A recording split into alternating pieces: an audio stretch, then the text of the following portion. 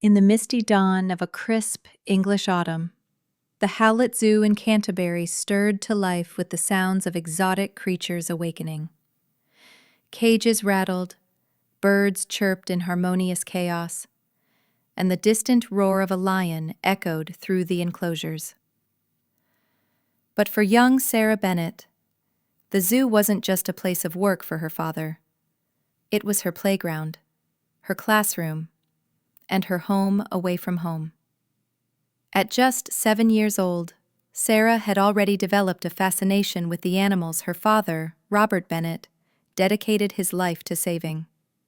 Robert was the visionary behind the Bennett Foundation, an organization committed to rescuing endangered wildlife, particularly gorillas, from the clutches of poachers and habitat destruction in Africa. The foundation's mission was clear: rehabilitate, nurture, and release back into the wild whenever possible. For those too injured or imprinted on humans to survive freely, the zoo provided a sanctuary. Sarah's siblings, 2 brothers and a sister, shared her enthusiasm, but none matched her intensity. She spent every after-school hour wandering the paths, peering into enclosures, and chatting with the keepers. Her father encouraged it, believing that hands-on experience fostered empathy and a lifelong commitment to conservation. Little did they know that one fateful day would forge a bond that would span continents and decades. It was a rainy afternoon when Robert pulled up to Sarah's school in his mud-splattered Land Rover. His face, usually etched with the worries of funding shortages and bureaucratic hurdles, beamed with excitement. "Sarah, my girl," he said as she climbed into the passenger seat, her backpack slung over one shoulder. "I've got a surprise that will knock your socks off." "What is it, Dad? Another tiger cub?" Sarah asked, her eyes wide with anticipation. Tigers were her second favorite, but nothing beat the primates. "Better," Robert replied with a wink. "You'll see."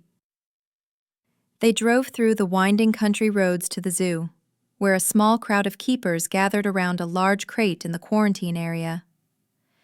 As Sarah approached, she heard soft whimpers emanating from within. Robert knelt down beside her. Keo so young and vulnerable, Robert decided to bring him home for the initial weeks. Their modest house on the zoo grounds transformed into a nursery. Sarah learned to prepare formula, change makeshift diapers, and soothe Keo's cries with lullabies. He grew attached quickly, following her around on all fours, grasping her fingers with surprising strength. As weeks turned to months, Keo's personality emerged. He was playful, mischievous, and incredibly affectionate. He'd climb onto Sarah's lap during story time, nuzzling her neck as she read tales of jungle adventures. Robert watched with pride, but he knew this phase was temporary. "Gorillas aren't pets, Sarah," he reminded her. "Keo's destiny is the wild, where he belongs." But destiny had a way of twisting paths. Enter Mosy, an adult silverback gorilla rescued a year earlier. Mosy had arrived at the zoo battered and broken, his family slaughtered by ivory hunters in Gabon. Scars crisscrossed his massive body, and one eye was clouded from an infection. The keepers had nursed him back to health, but he remained solitary, wary of humans except for Robert, who had personally overseen his recovery. Mosy was too traumatized to be released immediately, but the plan was to pair him with younger gorillas for socialization. When Keo outgrew the house, now a rambunctious toddler gorilla tipping the scales at 50 pounds, it was time for the introduction.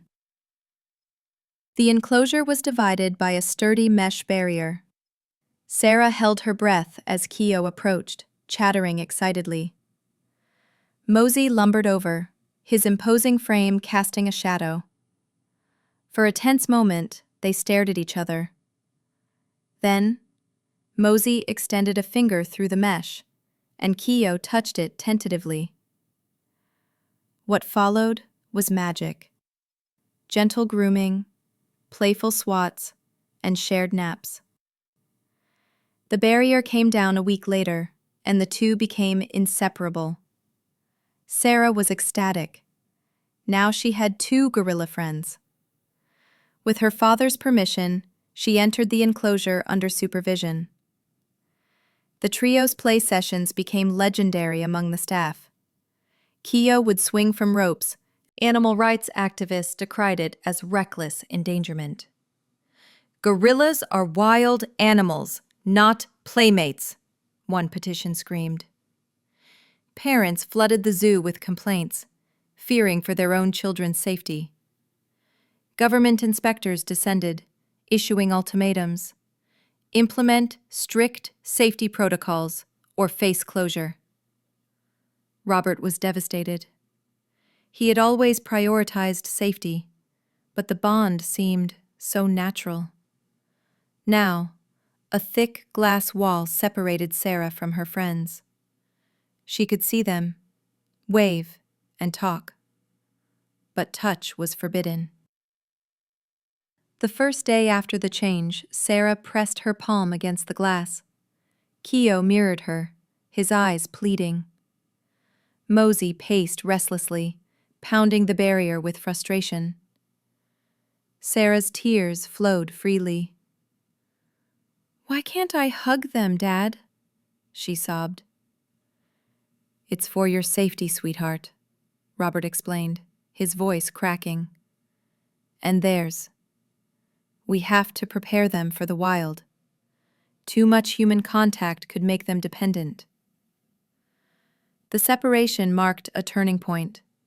The Foundation redoubled efforts on rehabilitation.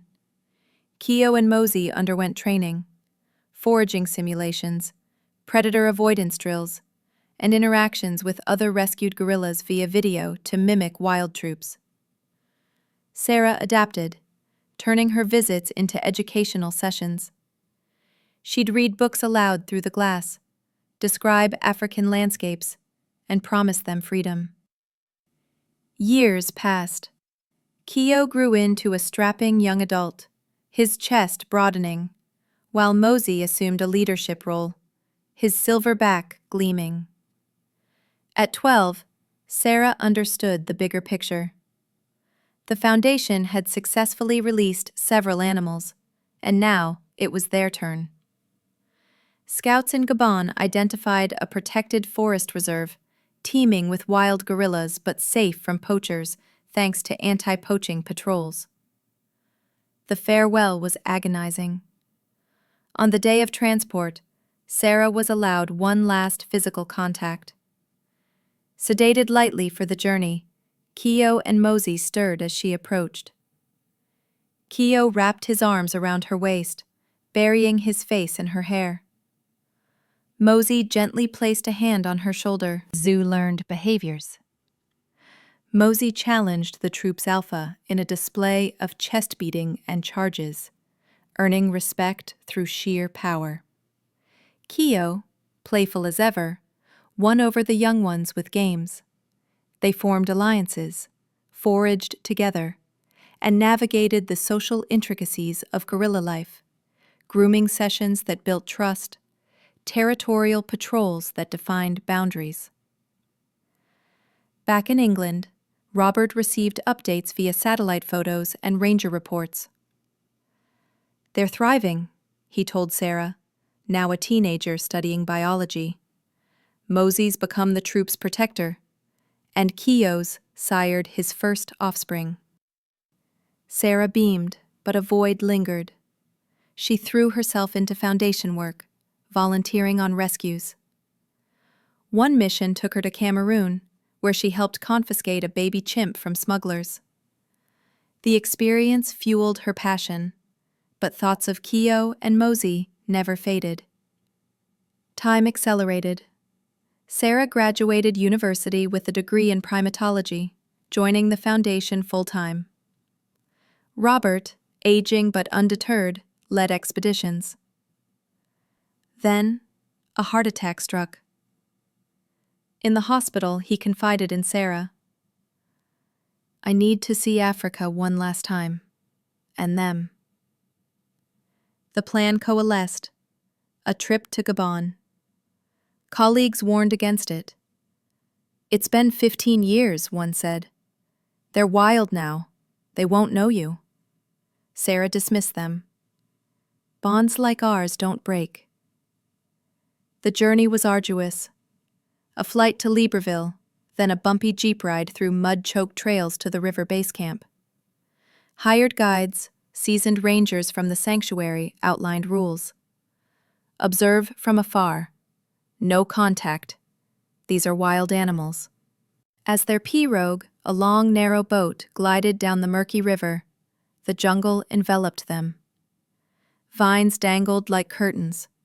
Monkeys chattered overhead, and the air thickened with humidity. Sarah's heart raced. Would they find the troop? Had poachers encroached? On the second day, shapes emerged through the foliage, dark silhouettes watching from the bank. Gorillas. The boat slowed. Sarah scanned the faces, understandings. The guides were stunned. I've never seen anything like it, one whispered. They remember. If you like this story, subscribe to this channel and leave a like. Thanks so much for listening. See you in the next video.